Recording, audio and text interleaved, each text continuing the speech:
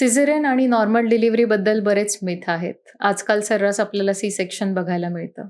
तर C section कधी आणि का सजेस्ट केलं जातं?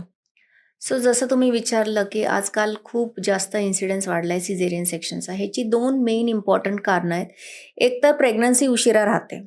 30शी नंतर जर प्रेग्नन्सी ठेवणार असाल, हं. तर ती इतकी प्रेशियस प्रेग्नन्सी असते. प्लस असा आजकाल एक ट्रेंड झाला आहे, की एक single precious child is enough.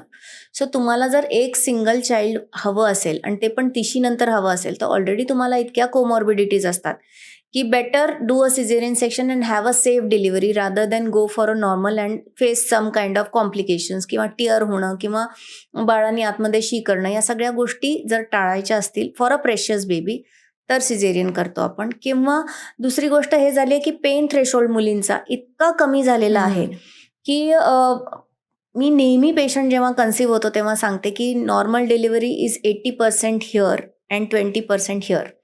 So जितकी ब्रेनची तयारी कराल आणि कंडिशनिंग कराल फ्रॉम डे वन, की मला नॉर्मलच करायचं आहे, मी रोज चालणार आहे, I am going to build up my endurance आणि मग कितीही पेन झालं तरी ते टेम्पररी असणार आहे, रिझल्ट्स विल बी परमनंट.